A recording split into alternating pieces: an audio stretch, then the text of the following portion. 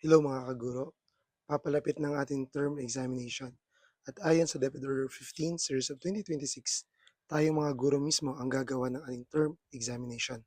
At bilang isang guro, alam ko na napakahirap at napaka-time consuming gawin ang isang term examination na mayroong kasamang TOS or Table of Specification. Pero paano kung sabihin ko sa inyo na mayroong easiest and fastest way sa pagsasagawa nito? At yun ay sa pamamagitan ng paggamit ng AI. So sa video ito, ituturo ko sa inyo ang tamang paraan kung paano gamitin ng AI sa pagbuo ng ating term examination na mayroong kasamang table of specification. So kung nais mong matutunan ko paano gamitin ng AI ng tama, panoorin mo yung video ito mula sa umpisa hanggang sa dulo. Para nang sa gayon ay makita mo kung gaano ka-epektibong gamitin ang AI sa pagbuo ng isang term examination at kung paano nakatutulong ito para mapadali ang trabaho natin bilang isang mga guro. Okay, the step 1 is the AI tool or platform. Ito yung AI tool na ating gagamitin para sa paggawa natin ng term examination na merong kasamang table of specification. And based dito sa video, yung gagamitin natin ay ang Gemini AI. So, dito, ito yung itsura ng Gemini AI. Sa loob ng kahon na ito, ilalagay natin ang prompt na ating gagamitin. Sa paggamit ng prompt, siguraduhin natin ito'y detalyado at komprehensibo upang hindi malito sa AI sa kung ano ba yung dapat niyang gawin. So, the step 2 is the prompt. So, ito yung sinasabi ko kanina na dapat detalyado at maayos ang ating ginagamit na prompt. Dito makikita na binigyan natin ng role si AI bilang master teacher sa Filipino. At pagkatapos, inilagay natin yung mga kasanayang pampagkatuto mula sa letter A hanggang letter M. Ito yung mga unpacked competencies sa specific period ng pagtuturo ng asignaturang ito. So, matapos ilagay yung lahat ng mga kasanayan, dito bibigyan mo na kung ano yung gagawin ni AI.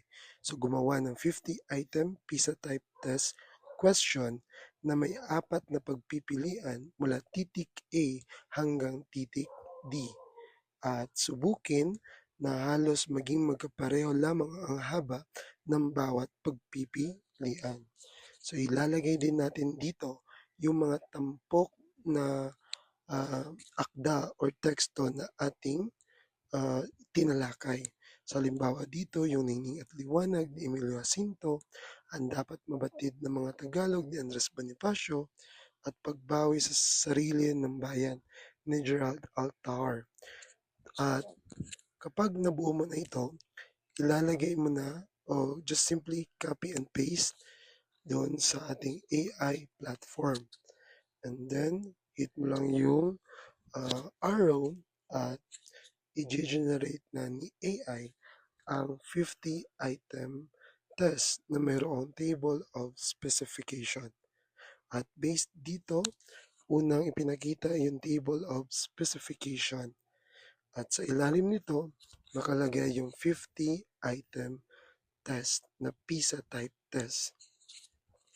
So, sa prompt na ginawa natin kanina, malinaw na sinabi natin doon na 60% ng test item ay remembering at understanding. Yung 30% naman ay para sa analyzing at yung uh, last 10% ay para sa creating and evaluating. So yan. So 1 up to 50. So hindi pa tayo nagtatapos dito. Meron pa tayong step number 3. So, kompleto lahat-lahat ng ibinigay ni AI. Maging susi sa pagwawasto ay nandito sa kanyang binigay na resulta.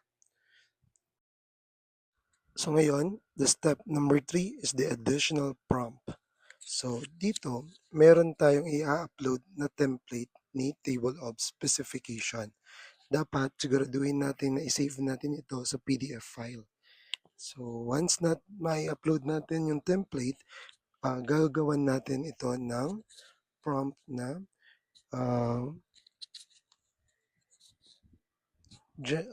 gawing batayan ang template na ito sa pagbuo ng table of specification. So, and after that, just simply hit the arrow at i-generate ito kaagad ni AI.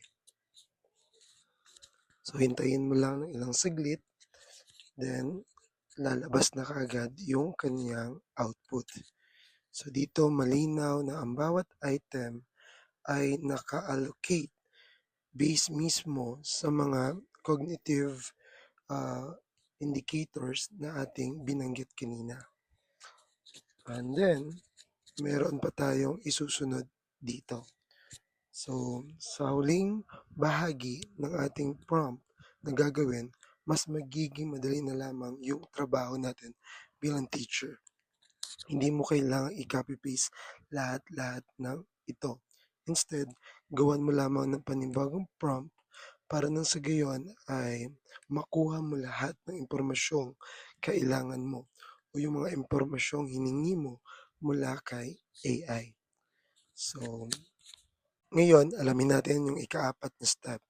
So, the fourth step is the last prompt. So, dito, gagawa ka ng prompt na gawing downloadable ang files o term exam at table of specification na ginawa ni AI. Then, once isulat mo na yung prompt, hit mo lang ulit yung arrow at si AI na yung bahala na mag-generate ng downloadable file ng iyong term exam at table of specification.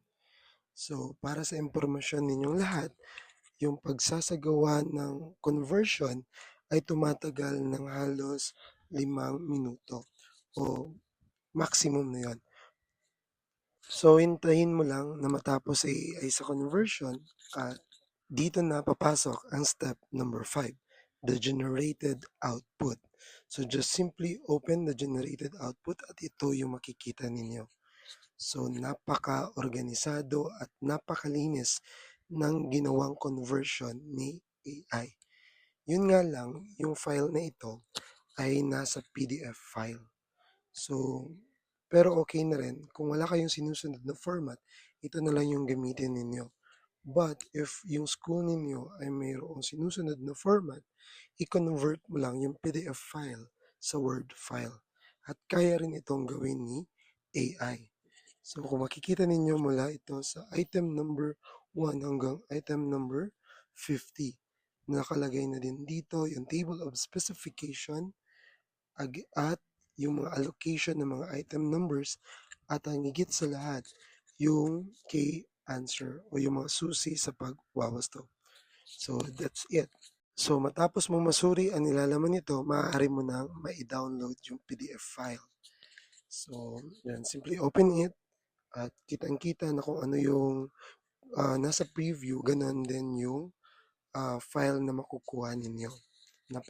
Napakalinis at napakaayos ng format na ibinigay ni AI.